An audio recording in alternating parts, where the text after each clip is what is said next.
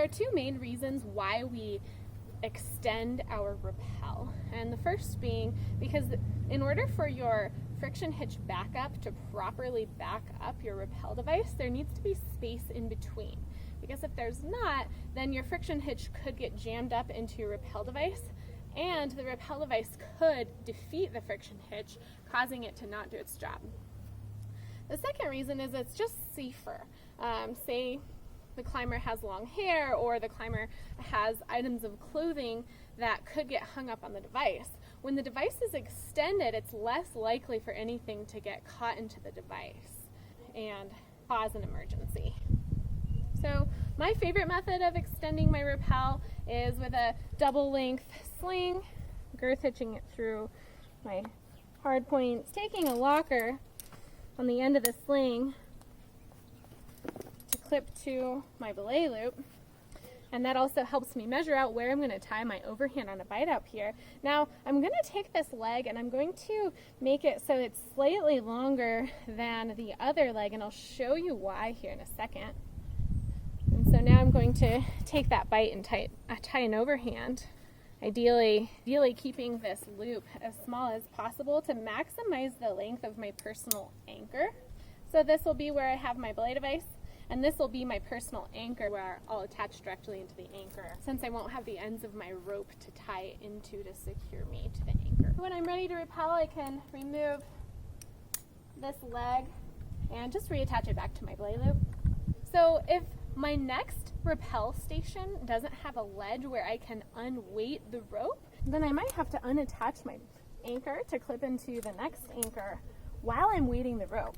And if this leg were super tight, then I would have a much harder time unattaching it from my belay loop in order to use it as my anchor. So now that it's loose, I can easily reattach it to the anchor of the next rappel station.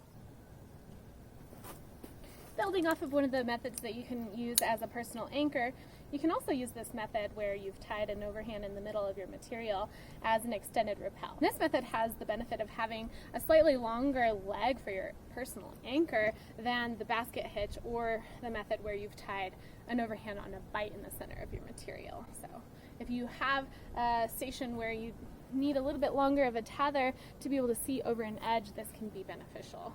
So this would be your anchor, and the rappel device would go on the lower shelf here.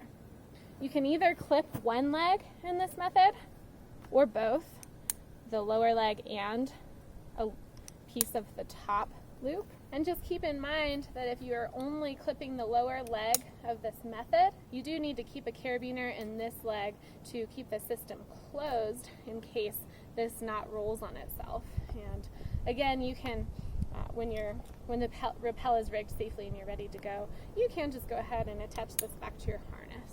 The anchor chain can be a really useful tool for extending your rappel. You would just choose any loop along the chain to attach your rappel device to, and then a longer loop along the chain as your personal anchor. And when the rappel is rigged safely, you just unattach this leg and you can reattach it down to your harness, creating a little bit more redundancy. Another method I could use to extend my rappel is the basket hitch method. So I can do that with either a Dyneema or a nylon sling, either double length or quad length. Basket hitch it in, just like we've done before. Bar tack out of my way, and tie that overhand. So the downside to this method is my personal anchor leg is a little short, so if my anchor's up pretty high, I might have to get on my tippy toes to clip in. The rappel device will go in this lower loop. Just making sure that when you're done using your anchor, you keep a carabiner through this top loop at all times while you're weighting the rappel, just to keep the system closed in case this knot does roll on itself. And you can just go ahead and reattach that down to your belay loop and continue on with your rappel. I can also offset the legs of this basket hitch.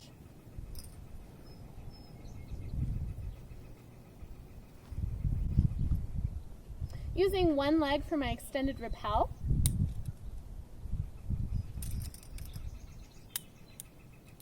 and the other leg for my anchor. Then I can take this off and I can pass this leg through this carabiner and back to my belay loop.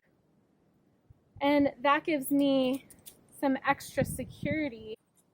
You can also use cordelette to tie any of these rappel extensions. And just make sure that you've attached the ends together appropriately. And you can use any of the same methods that we've shown before. So you may just end up doubling it up.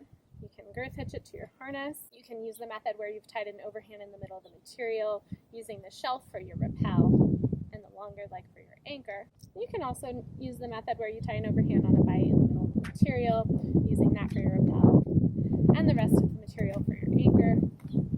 You're also welcome to basket hitch this as well.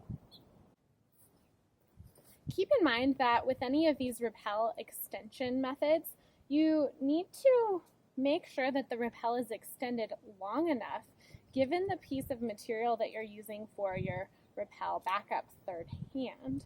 And so in this circumstance, the leg of this third hand is quite long, and so keep in mind that this could be too long to effectively bite the rope when it needs to. So in this situation, I would either need to extend my rappel up longer, or I would need to give this to make sure that when it's fully extended, it's not going to be interfering into my rappel device.